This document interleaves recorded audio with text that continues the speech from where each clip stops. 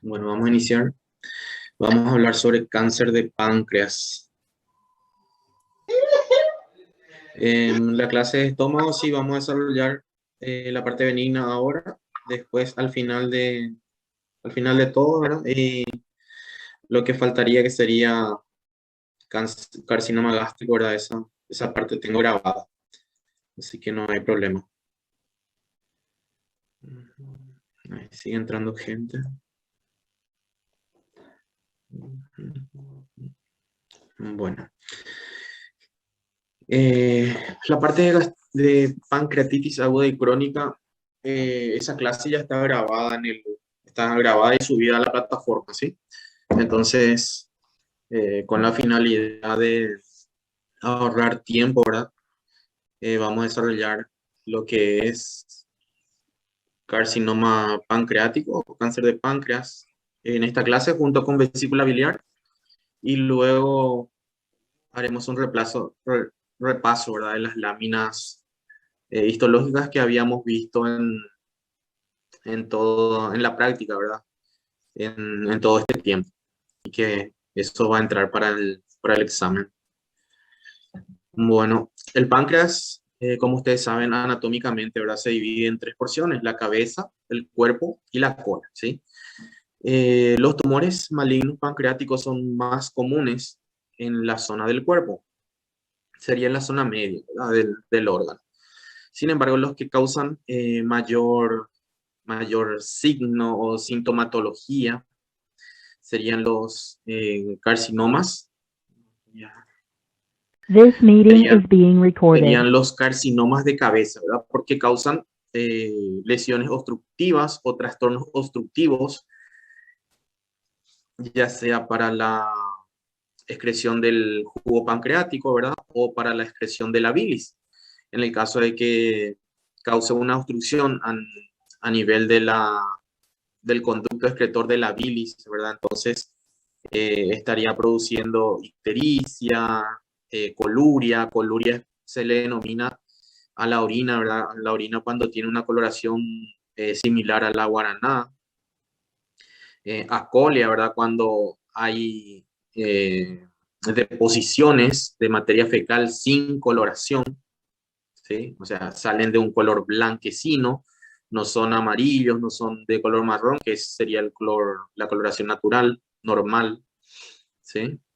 Entonces, esos son coluria, acolia, ¿sí? También suelen causar dolor, mucho dolor, un dolor en la región del epigastrio, que puede irradiar o se puede, digamos, se puede sentir en la espalda, ¿sí?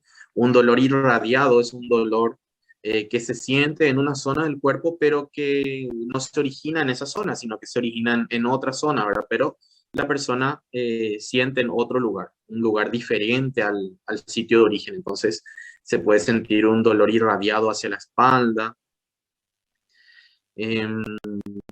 Entonces, esos serían los signos más comunes: coluria, acolia, una masa tumoral, ¿verdad? El dolor irradiado.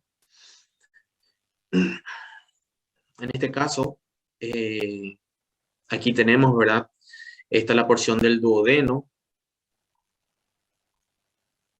Esta es la porción del duodeno que está en contacto con el páncreas. Esto sería aquí la cola, ¿verdad? El cuerpo, y aquí la cabeza del páncreas.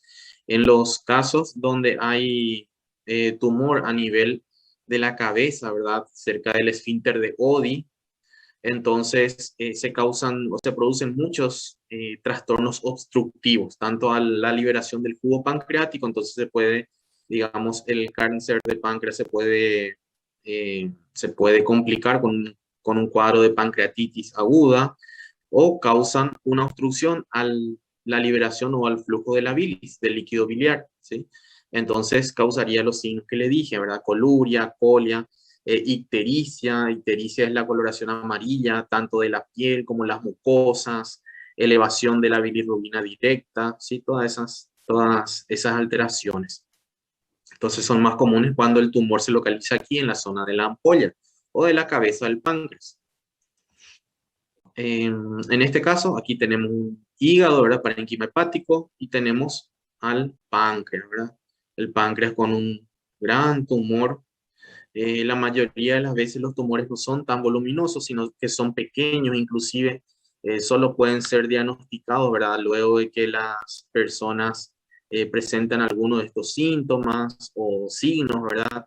Tengan una elevación, por ejemplo, de la bilirrubina o tengan ictericia. Entonces, con, digamos, imágenes de tomografía se puede diagnosticar el tumor o con endoscopía, ¿sí? No siempre tenemos un tumor de gran volumen que cause mucha sintomatología. La mayoría de los carcinomas del páncreas son del tipo ductal. Eso quiere decir que ustedes saben que el páncreas, ¿verdad?, se divide en ductos y acinos, ¿sí? Los ductos serían conductos excretores, y los acinos, ¿verdad?, que es donde se produce el jugo pancreático. Entonces, la mayoría de los carcinomas se localizan en los ductos, en esos conductos pancreáticos. Por lo tanto, la mayor parte de los tumores o de los carcinomas malignos de páncreas son adenocarcinoma, ¿sí? Entonces, en este caso, podemos ver aquí formaciones glandulares, ¿verdad? Con una atipia marcada. Ustedes ya saben cuáles son las características histológicas de un tumor maligno, ¿verdad?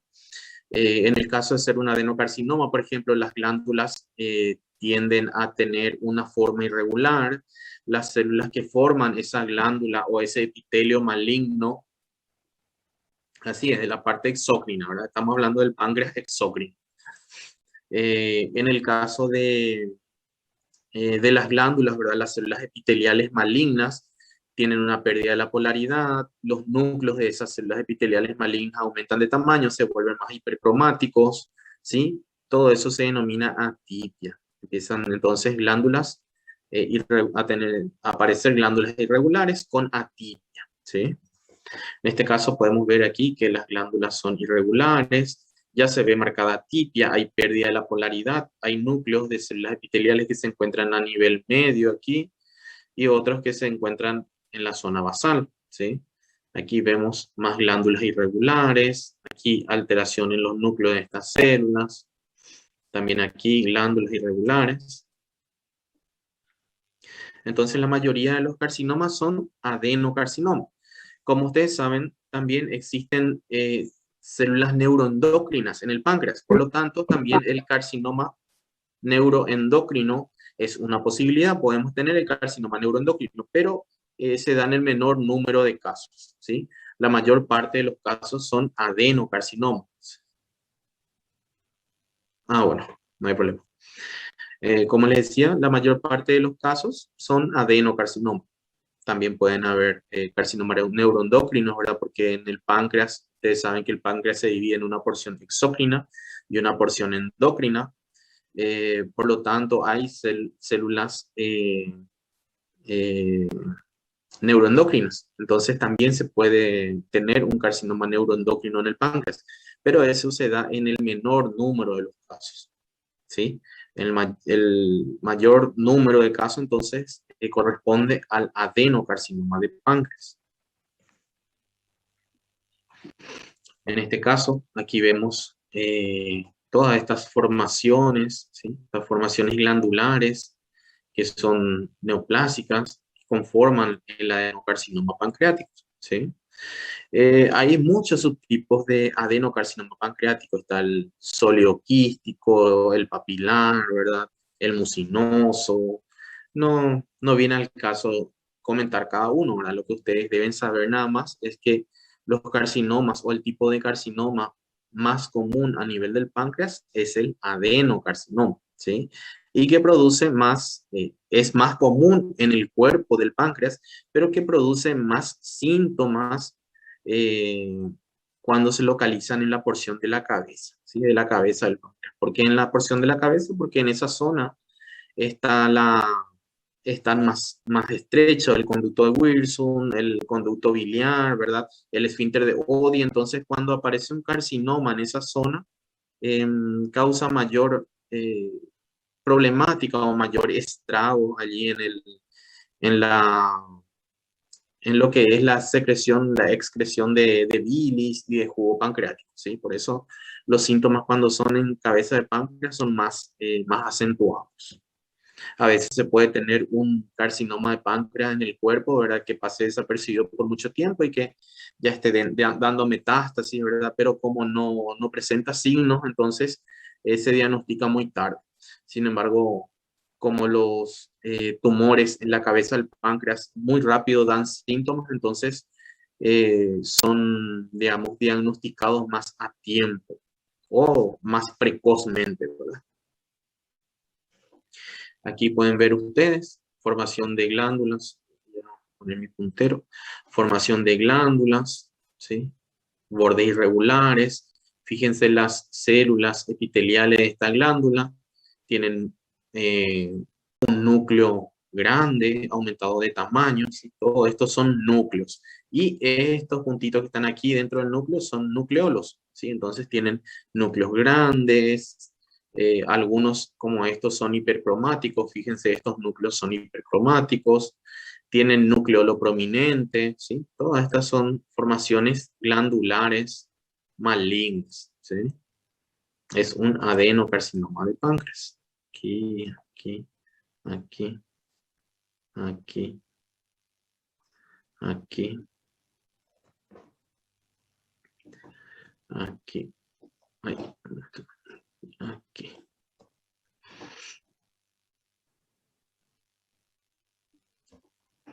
Acá también tenemos, son glándulas, pero son glándulas malignas, ¿sí? Estas serían las glándulas normales, ¿verdad? Del páncreas exócrino. Entonces, estos serían los acinos pancreáticos, ¿sí? Estas glándulas aquí. Sin embargo, las glándulas malignas son estas que se observan aquí. Como ven, aquí tienen una mucosecreción, ¿sí? Ya producen una especie de moco, ¿sí? Esta sería la luz de las glándulas, ¿sí? La luz de las glándulas, la luz de las glándulas. En sí, el páncreas normal está formado por estos acinos, ¿sí? Estos son acinos normales, sin embargo, estas son glándulas malignas, ¿sí? En esta zona, aquí hacia la derecha. Esta sería una delimitación entre lo que es el páncreas normal hasta aquí, ¿verdad? Y la formación de glándulas malignas, ¿sí? Pueden notar la diferencia. Los acinos son estos, ¿sí? Y las glándulas malignas son estas, con la luz aquí en el centro, ¿sí?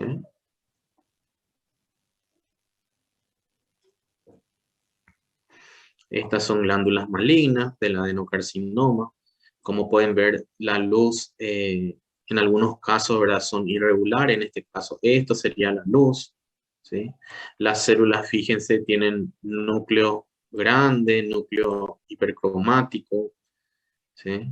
Fíjense, estas células tienen un nucleolo aquí bien prominente. Esto pareciera ser una mitosis. Ven cómo las células que componen estas glándulas son bien irregulares, ¿sí? Aquí aparentemente hay otra mitosis.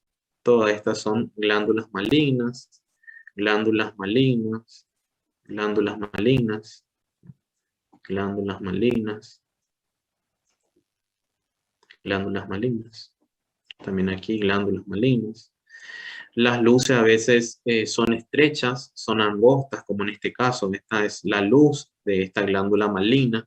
Tiene una pequeña, como un pequeño moco, ¿verdad? Que es producido allí por las células malignas.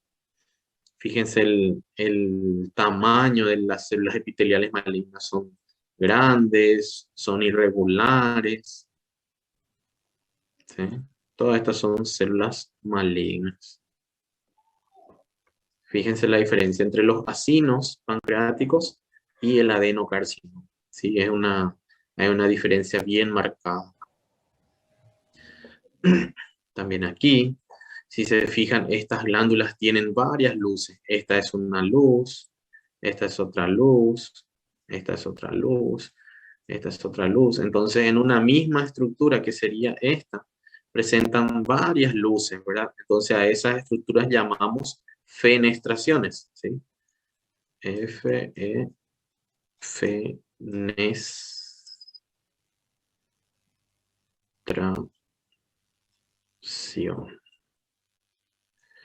Fenestración le llamamos cuando hay distintas luces, ¿sí?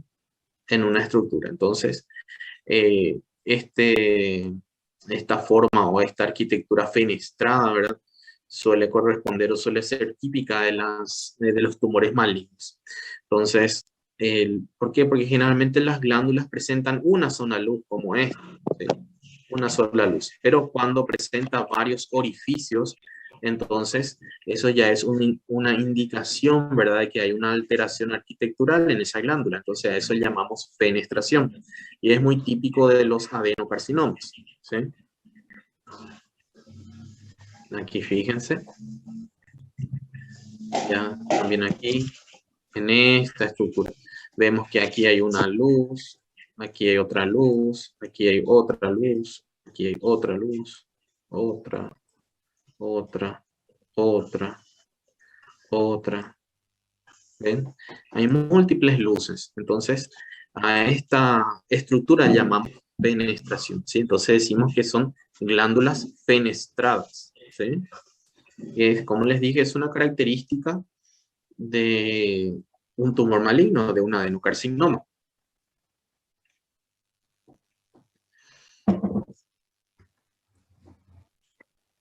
Aquí tenemos otro, en un islote. Fíjense lo que sería la zona normal del páncreas, que sería esto, que están aquí los acinos pancreáticos. Y fíjense aquí en estas formaciones, ¿sí? Tienen múltiples luces, entonces todas estas son formaciones glandulares malignas, ¿sí? Si bien esto está delimitado por esta cápsula aquí de tejido conjuntivo, son glándulas malignas, ¿sí? Partes del adenocarcinoma. En este caso, es un adenocarcinoma que está, digamos que está bien delimitado. A este tipo se le suele llamar sólido quístico, ¿verdad? Quístico porque tiene una buena delimitación, está como, está encapsulado, está delimitado, ¿sí? Pero se pueden fijar la gran diferencia que existe aquí entre estas glándulas, ¿verdad?, que se forman, glándulas malignas, y esto aquí a la derecha, que sería el páncreas normal, ¿sí? Fíjense aquí cómo se forman estas glándulas, todas malignas, y fíjense aquí a la derecha, ¿sí? Hay una clara diferencia. Aquí un poquito más de cerca son formaciones glandulares, ¿verdad?, donde tienen una luz, ¿sí? Todas estas son luces. Entonces son adenocarcinomas. Lo que me interesa que sepan de páncreas son los tipos, ¿verdad? Adenocarcinoma es el tipo más común, carcinoma neuroendocrino es el segundo más común, ¿verdad? Después en el páncreas también pueden haber otras patologías, ¿verdad? Patologías benignas, por ejemplo, la pancreatitis aguda, la crónica que ya vimos, ¿sí? En cuanto a la localización más común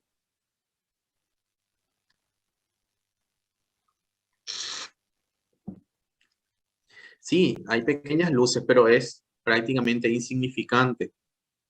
Voy a mostrar. Aquí son prácticamente insignificantes las luces que hay. Estas son las pequeñas luces en los acinos pancreáticos. Luego se forman los ductos, que es por donde va el material, digamos, producido por estos acinos, ¿sí? Aquí en los acinos pancreáticos se forman eh, proenzimas, ¿verdad?, que son digestivas. Todas esas se juntan y se van a través de ductos, ¿sí? Entonces, como les dije, el adenocarcinoma se puede dar en los acinos o se puede dar en los ductos, ¿sí? Sí, el más común es en el cuerpo del páncreas, ¿verdad? Pero suele causar más sintomatología o síntomas más precoces, digamos, cuando se localizan en la cabeza del páncreas, ¿sí?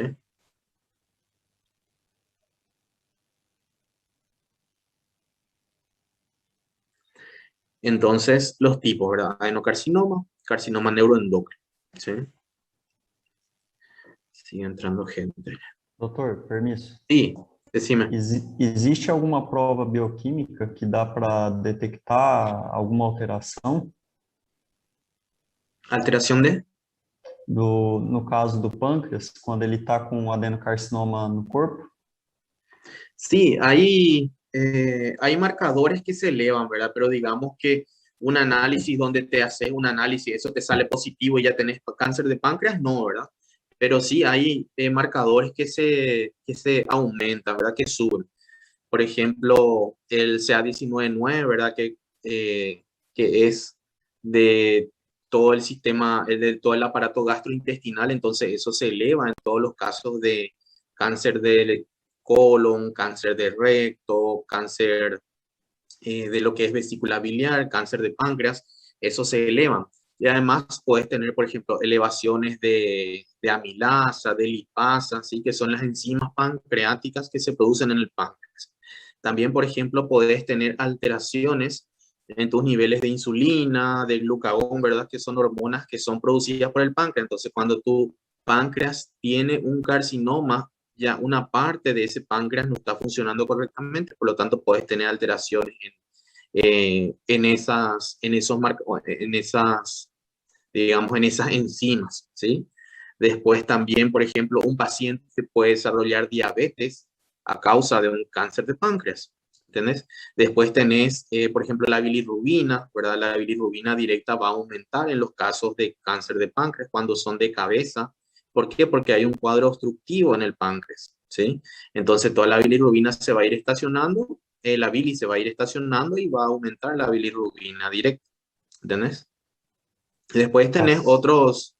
otros síntomas como la coluria, la ascolia, la ictericia, todo el cuadro clínico que yo había citado. Pero un marcador, así un marcador específico donde, en el cual, por ejemplo, yo que no tengo ningún síntoma, me hago ese marcador y me sale positivo, entonces ya tengo cáncer de páncreas, no. ¿Me entendés? Graças. Sim. Ok.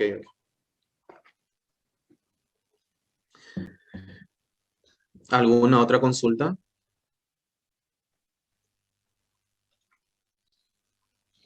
Bueno, vamos a hablar de la vesícula biliar. La vesícula biliar, como ustedes saben, es una especie de órgano, ¿verdad? De depósito de bilis, ¿verdad? ¿Qué es la bilis? La bilis es un líquido, ¿verdad? Que está constituido por agua, por ésteres, también por colesterol, por sales biliares, ¿verdad? Que serían, digamos, una solución, toda la bilis sería una solución que ayuda a la digestión de las comidas, ¿sí? Se producen en el hígado y van y se depositan en la vesícula biliar, ¿sí? Entonces, normalmente la vesícula biliar debe tener esta superficie, una superficie lisa, ¿sí? La coloración de la mucosa suele ser de color, normalmente suele ser de color marrón, de color verde, ¿verdad? No, normalmente no debe tener puntillados ni puntitos amarillos aquí en la mucosa. El grosor de la pared debe ser de unos 2 milímetros, 1 o 2 milímetros, ¿sí? Si tiene un mayor grosor, eso quiere decir que se produce o digamos que la vesícula biliar está atravesando un cuadro de inflamación crónica que hace que se engrose la pared de la vesícula, ¿sí? Entonces, normalmente debe medir 1 a 2 milímetros nada más el espesor de esta vesícula. Hay patologías que son muy comunes a nivel de la vesícula biliar, por ejemplo, la colesterolosis, que no, ustedes saben, ¿verdad? Yo ya les había mostrado en las prácticas, ¿verdad? La colesterolosis se da cuando hay depósitos de colesterol. El colesterol es uno de los componentes de la bilis, entonces, eh, cuando hay depósitos de esas moléculas, de esas partículas de colesterol en la mucosa, específicamente en los macrófagos espumosos de la mucosa, entonces la mucosa adquiere esta coloración amarilla, ¿sí? Tiene puntitos amarillos, como en este caso, ¿ven?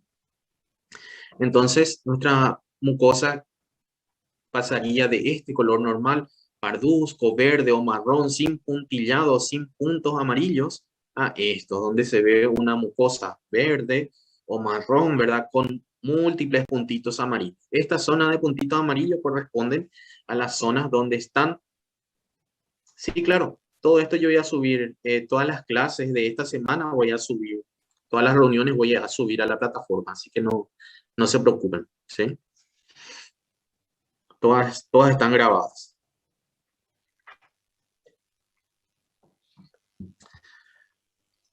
Entonces, como les dije, todas estas partículas de colesterol se van depositando en los macrófagos, o sea, en la mucosa, ¿verdad? Siendo fagocitados por los macrófagos que se quedan allí en la mucosa, ¿sí? En la mucosa de la vesícula biliar.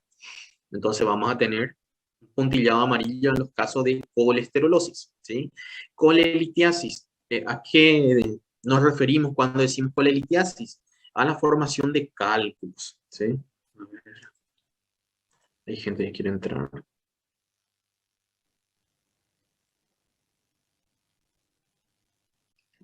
Ahí está. A la formación de cálculos en la vesícula biliar, ¿sí? Estos cálculos pueden ser cálculos de colesterol, ¿verdad? Colesterol puro, o sea, solo colesterol, o pueden ser cálculos de otros minerales o de pigmentos. ¿Sí? En el caso de los pigmentos, por ejemplo, tenemos cálculos de bilirrubina, ¿sí? Del pigmento de bilirrubina. También tenemos cálculos de minerales, por ejemplo, calcio, fosfato, ¿sí? Carbonato. Y lo más común suele ser los cálculos mixtos, ¿verdad? Donde haya un poco de colesterol, un poco de bilirrubina y otro poco de minerales, ¿sí? Los cálculos puros, por ejemplo, cálculos solo de colesterol son mucho más raros. Lo más común es que sean mezclas. Entonces los colores, las coloraciones varían, ¿verdad? Varían de un amarillo a un gris, a un parduzco, inclusive cálculos negros. Por lo tanto, tenemos colesterolosis y colelitiasis. Estas estructuras que son, estas células que están aquí, que son aquí, estas células que están aquí, aquí. ¿Eh? Macrófagos ¿Qué células espumosos. son? Macrófagos espumosos, ¿verdad?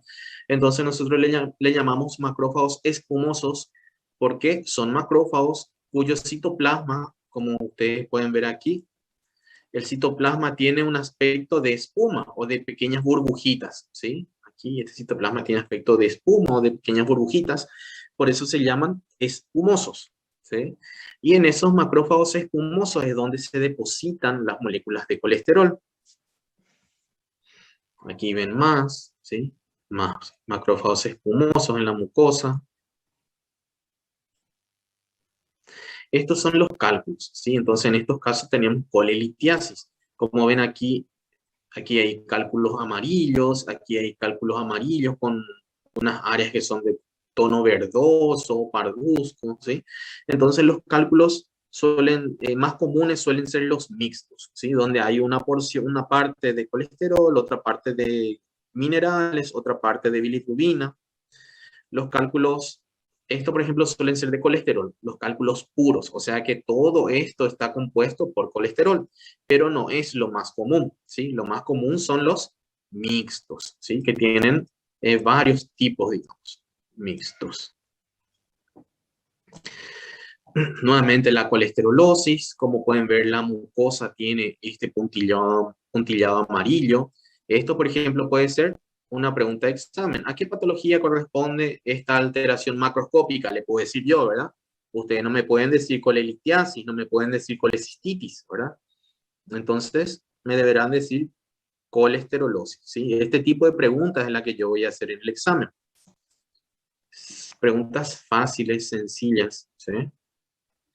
Estos cálculos, por ejemplo, corresponden a cálculos pigmentados, ¿sí? Suelen ser cálculos de bilirrubina, ¿sí? O cálculos de carbonato que tienen una coloración más oscura. La colecistitis aguda, como siempre yo les digo, ¿verdad? Cuando decimos, o sea, cuando una palabra tiene terminación titis, ¿verdad? Es inflamación. Por ejemplo, en el caso de la vesícula biliar sería colecistitis, en el caso del apéndice secal sería apendicitis, ¿sí? Cuando hablamos, por ejemplo, de colon sería colitis, cuando hablamos de intestino delgado sería ileitis, yeyunitis, ¿sí? Duodenitis, cuando hablamos de estómago sería gastritis, ¿sí? Entonces, el término itis implica inflamación, ¿sí? Ahora, nosotros podemos tener una inflamación aguda o crónica, ¿sí? Y para saber, para determinar si se trata de una inflamación aguda o de una inflamación crónica, debemos de mirar microscópicamente y tener ciertos parámetros, ¿sí?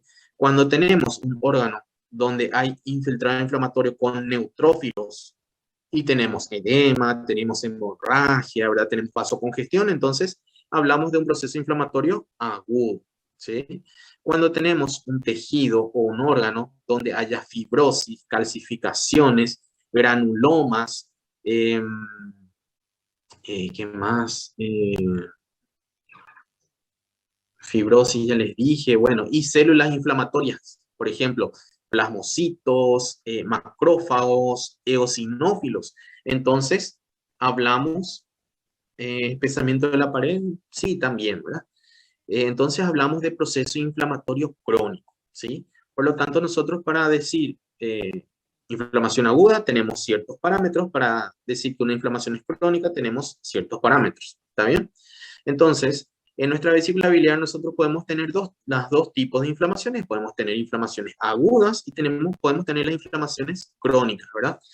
Cuando tenemos la inflamación crónica, generalmente la pared de la vesícula biliar va a estar engrosada. ¿Por qué? Porque es un proceso inflamatorio crónico, ¿sí? Entonces, hay inflamación, hay fibrosis, hay cicatrización, ¿sí? Todos esos cambios que hacen que la pared de la vesícula sea más gruesa, ¿sí? Podemos ver, por ejemplo, hemorragia antigua, ¿verdad? Con pigmento de hemosiderina, en el caso de que sea una inflamación crónica, ¿sí?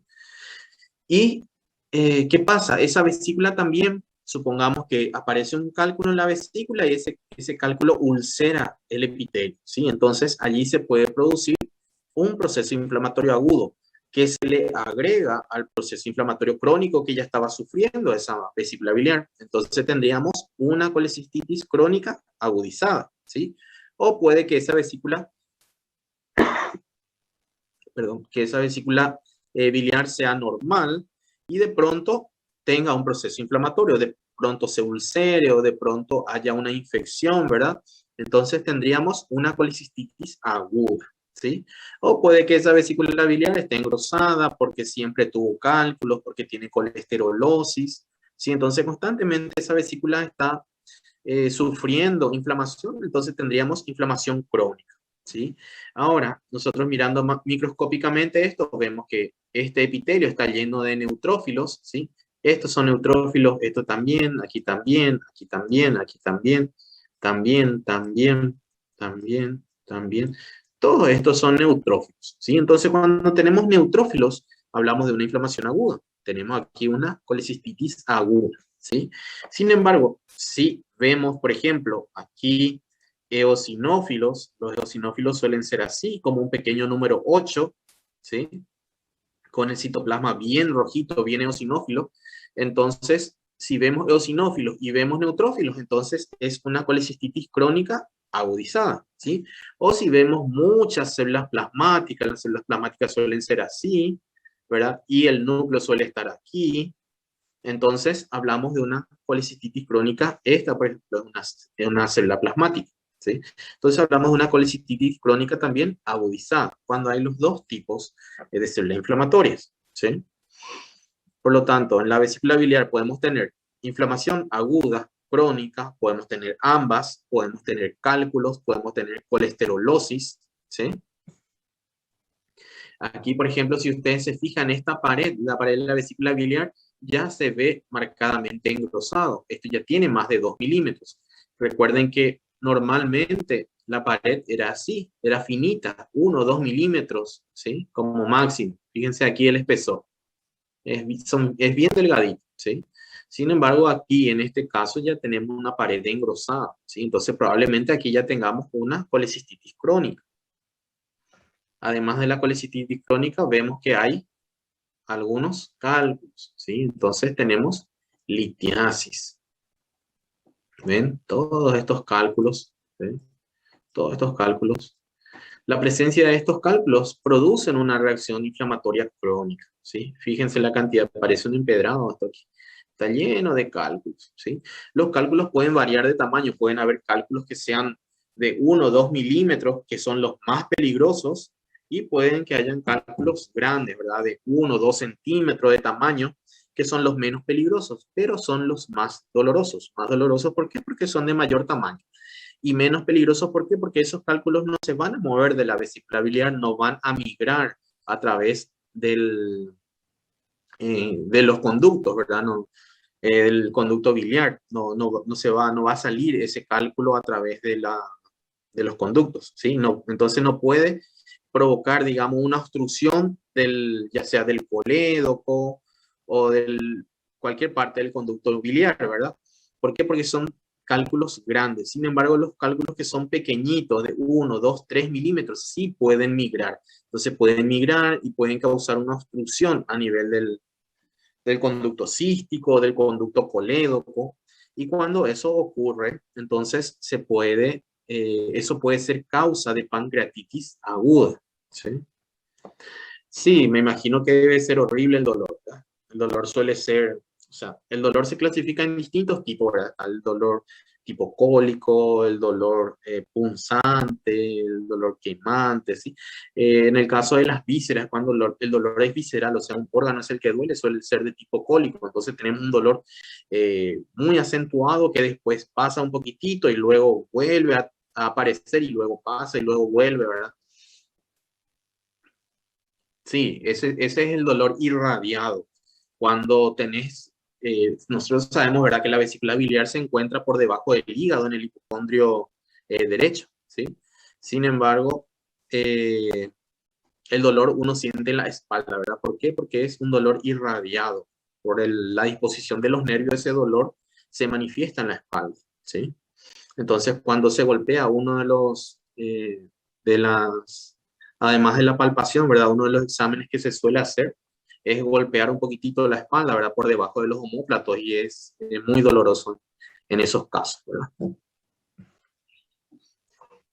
Entonces, como les dije, los cálculos suelen tener distintos tamaños. Pueden haber cálculos pequeños, cálculos grandes. Los más grandes son los más dolorosos, ¿verdad? Porque por el tamaño.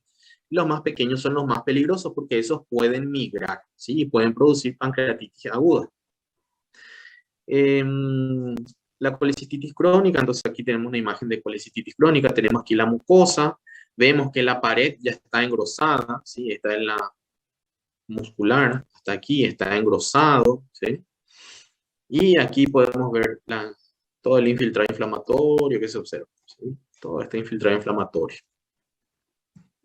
Aquí si nos acercamos vamos a ver que se observan células inflamatorias crónicas, ¿verdad? ¿Cuáles son? Eosinófilos, plasmocitos, ¿sí? Esas dos principalmente, eosinófilos y células plasmáticas. También se pueden observar macrófagos.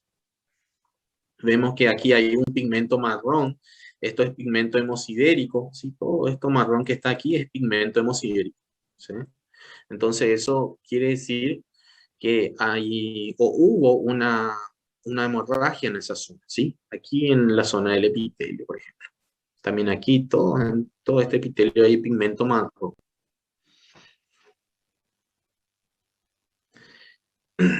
El mucocele es cuando se forma una... Sí, puede haber también linfocitos, pero los linfocitos no son parámetros de inflamación crónica. ¿Por qué? Porque los linfocitos pueden ser encontrados en un tejido normal. Entonces no utilizamos nosotros como parámetro.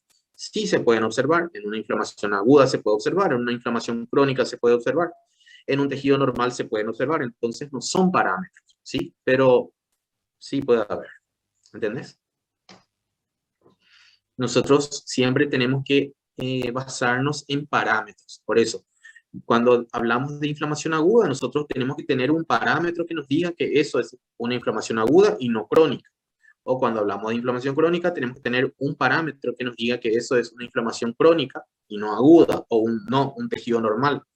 Por eso es que yo les digo, cuando hablamos de inflamación aguda, hablamos de neutrófilos. Cuando hablamos de inflamación crónica, hablamos de células plasmáticas, de eosinófilos o de macrófagos, ¿sí? Los mucoceles son formaciones quísticas, ¿verdad? que se dan, o es cuando la vesícula adquiere una formación, un aspecto quístico, ¿verdad? Porque hay una obstrucción a nivel del cuello de la vesícula biliar, como en este caso vemos que aquí hay un cálculo, ¿verdad? Que está obstruyendo el conducto cístico, entonces toda esta parte, digamos, el fondo de la vesícula se dilata, las paredes se adelgazan, también aquí la mucosa se pone de un aspecto liso, ¿sí? Entonces a eso llamamos mucocele.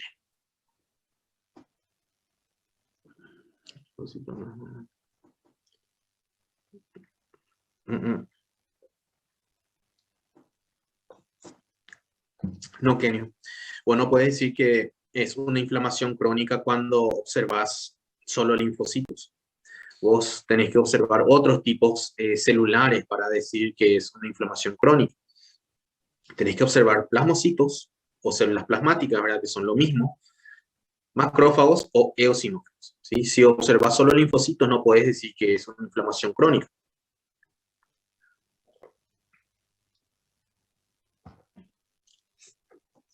¿Entendés?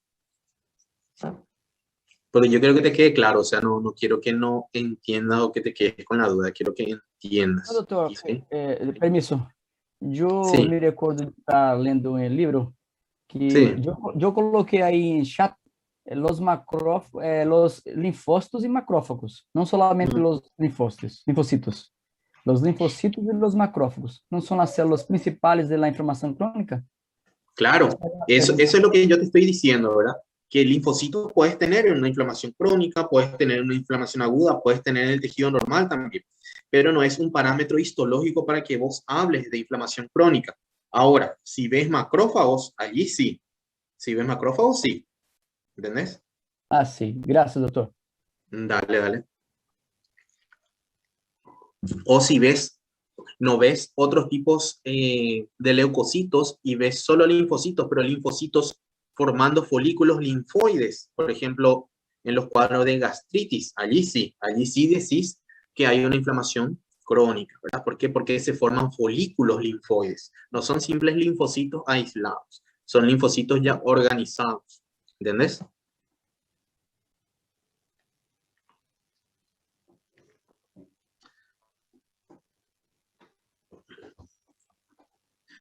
Bueno, como les dije, a veces tenemos, ¿verdad? Que los cálculos son muy pequeños, ¿verdad? Entonces pueden migrar al conducto cístico, ¿verdad?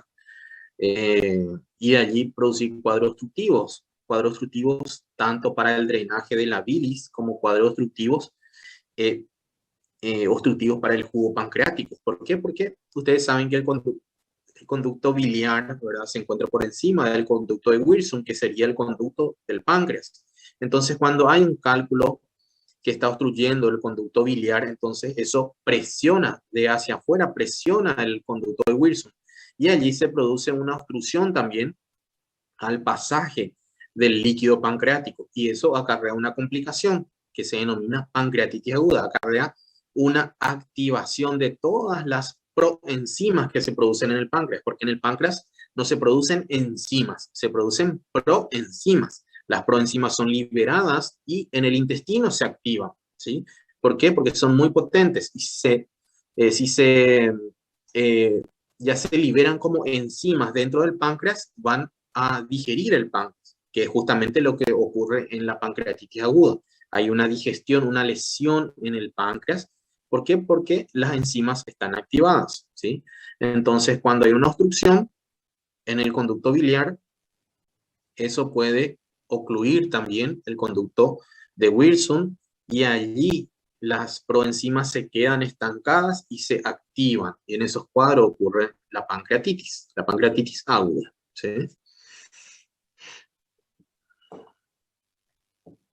Doutor, Sí, nos casos de hipertrigliceridemia, pode ocorrer a pancreatite? sí, pueden ocurrir la pancreatitis.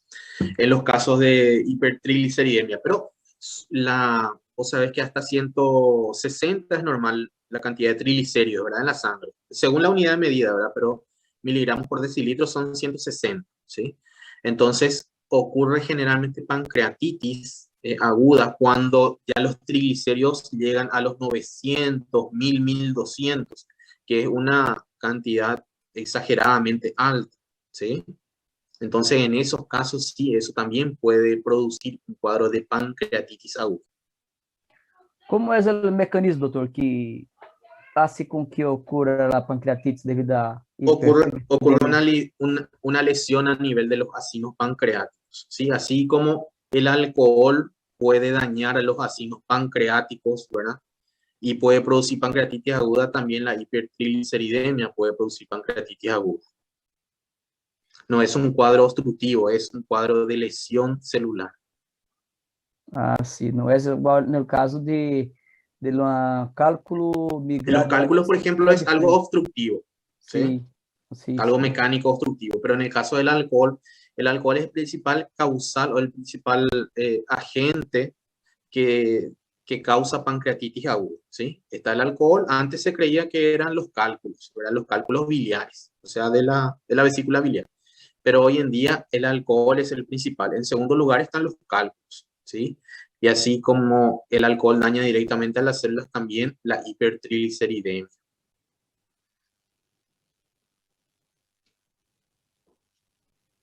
Graças. Dale. Doutor, Sí, Vinícius, no caso da obstrução do conducto, o pâncreas não vai conseguir liberar o suco pancreático no duodeno. O que vai acontecer com esse líquido dentro dele? y justamente eso causa la pancreatitis aguda, ¿verdad? Esas proenzimas se activan dentro del páncreas y como son enzimas digestivas, empiezan a digerir todo el tejido y causan daño, ¿sí? Causan inflamación, causan necrosis grasa y causan hemorragia, ¿sí? Entonces hay una autodigestión del páncreas. Sí, gracias. Dale. Doutor, isso leva à morte? No siempre. En casos muy graves, sí, ¿verdad? Pero generalmente, como yo dije en la clase, ¿verdad? La pancreatitis aguda tiene un manejo clínico, ¿sí? ¿Qué es lo que hace que el páncreas produzca las proenzimas? La alimentación, ¿sí? Entonces, cuando una persona se alimenta, ¿verdad? El cuerpo detecta que tiene que producir enzimas digestivas y el páncreas trabaja, ¿sí? Entonces, en los cuadros de pancreatitis lo que se hace es no alimentarle ni darle ni siquiera agua, ¿verdad? A la persona. ¿Para qué? Para que el páncreas repose y tenga tiempo de curarse, ¿sí? Entonces, generalmente, la mayoría de los cuadros de pancreatitis son leves, ¿verdad?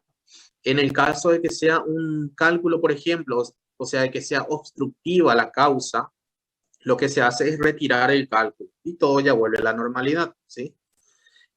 Pero en los otros casos, por ejemplo, donde ocurran complicaciones, por ejemplo, formaciones de pseudoquistes o mucha hemorragia, en esos casos cuando hay necrosis, formación de quistes, se opera, ¿sí? Se opera, se saca la zona necrosada o se saca ese pseudoquiste, ¿verdad? Que puede provocar una hemorragia.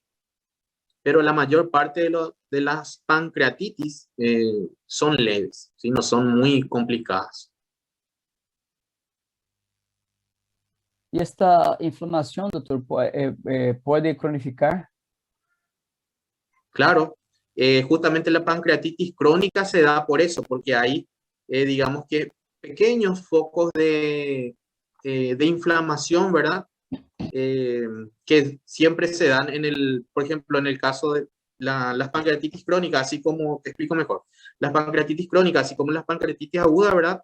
Su principal causa también es el alcohol, ¿sí? El alcohol y los cálculos, ¿sí? Entonces, cuando hay una intoxicación, o sea, cuando una persona es alcohólica y constantemente está metiendo alcohol a su organismo, el páncreas sufre pequeñas inflamaciones en muchos focos. Entonces, esos focos se van inflamando, ¿sí? Entonces, eso lleva a la inflamación crónica.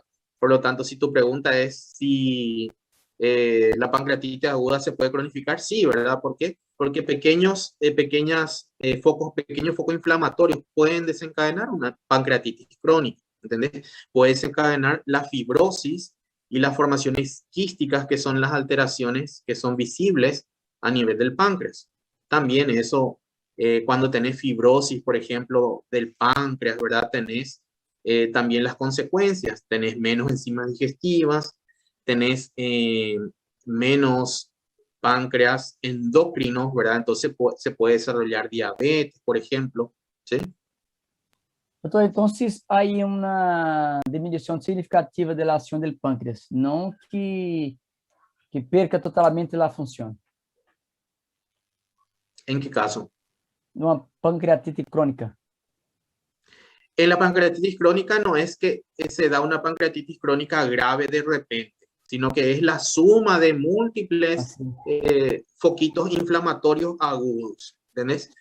Solo que ese cuadro agudo no es clínico, entonces no va a repercutir directamente en tu páncreas, ¿sí? Son pequeños foquitos que se van a ir primero aquí, luego allá, luego aquí, se van de eso y van sumando un área de fibrosis, otro área de fibrosis, otro área de fibrosis, hasta que la sumatoria de todas esas alteraciones te dé el cuadro de pancreatitis crónica, ¿verdad? Donde ya tengas un gran área fibrosada, sin funcionalidad, y eso pueda repercutir en tu organismo.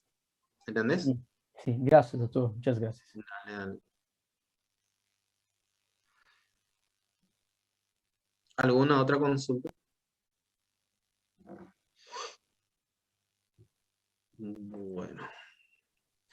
Y así como tenemos, ¿verdad?, el carcinoma en el páncreas, podemos también tener el desarrollo de pólipos, ¿verdad? Ustedes saben lo que son los pólipos y las formaciones polipoides. Pólipos, ¿verdad?, son formaciones que protruyen hacia la luz, ¿verdad?, pero que se originan en la mucosa, son los pólipos mucosos. Entonces, podemos tener formación de pólipos en la vesícula biliar, podemos tener adenocarcinoma también en la vesícula biliar, ¿sí? En este caso, esto sería un adenocarcinoma. Vemos aquí el epitelio. El epitelio ya es atípico, ya es un epitelio bien atípico. Las células epiteliales ya tienen características malignas. También vemos que hay infiltraciones. Esta es la capa muscular de la vesícula y vemos que hay formaciones glandulares aquí en la capa muscular, ¿sí? Entonces tenemos el adenocarcinoma de la vesícula. Esto es el epitelio de un adenocarcinoma y vemos todas las alteraciones, ¿verdad? Y yo siempre le comento a ustedes cuáles son las alteraciones que se pueden ver en un epitelio maligno. Núcleos grandes, ¿sí? Núcleos hipercromáticos, como este, ¿verdad? Se pueden ver nucleolos prominentes. Aquí esto es un núcleo y estos son nucleolos, ¿sí? Aquí hay un nucleolo, aquí hay otro nucleolo. También hay pérdida de la polaridad. Ven que aquí en esta célula el núcleo está aquí, en esta otra célula está aquí. Hay una pérdida de la polaridad, ¿sí? Entonces, todas esas son características malignas. Vivir sin el páncreas como vivir sin insulina, ¿sí? Sin insulina, sin glucagón, sin enzimas pancreáticas.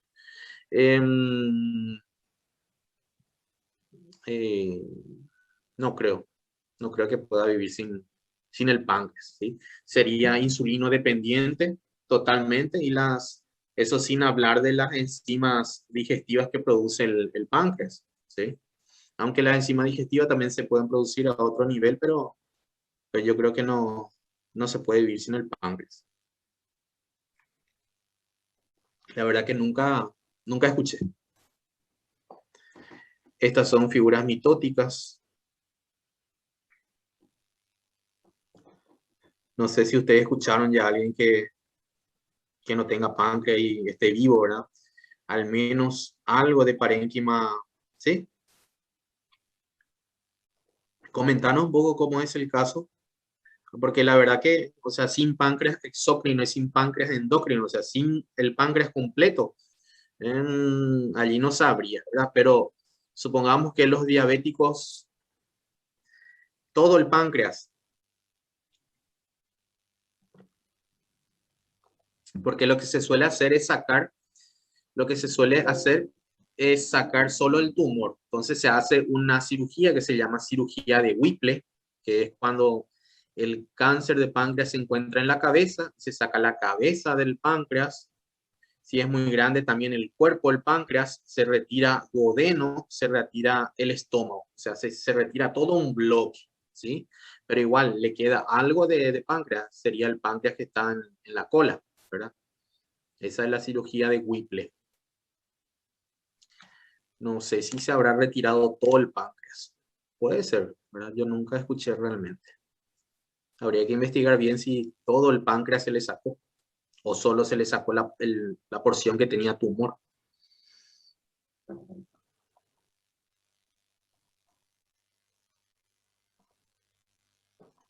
Nuevamente otra imagen, ¿verdad? De adenocarcinoma de páncreas. Por eso te digo, voy a buscar a ver si es posible. Desde mi punto de vista, no sería posible. Y menos 20 años, ¿verdad? O sea, imagínate, sería 20 años que esa persona, esa mujer, debería de tener su insulina y glucagón controlada con medicamentos, ¿verdad? Inyectándose, es muy difícil, ¿sí? Y hablo de la insulina y el glucagón, que es lo más, digamos, lo más importante, ¿verdad? Y que más efectos tendría en su organismo. Las enzimas digestivas, ¿verdad? Eso se puede compensar, pero la insulina y el glucagón solo con insulinoterapia, por ejemplo, si no sería una diabética tipo 1.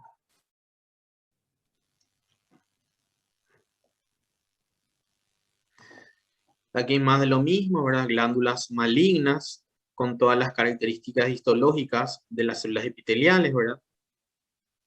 Necrosis, entonces necrosis lo que está aquí, vemos que aquí tiene una luz irregular, aquí tiene una luz, aquí otra pequeña luz, son glándulas irregulares, ¿sí? Como es característico de los adenocarcinomas. Macroscópicamente los adenocarcinomas se pueden observar de esta forma, esto sería el tumor, esto que está aquí sería el tumor. ¿Sí? Vemos que tiene una superficie lobulada que está un poquito sobreelevada.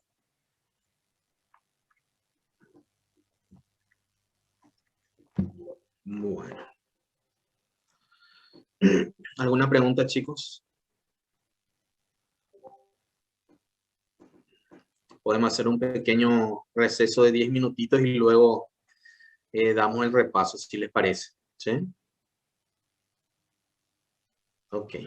Son 15:32, 15:40, volvemos.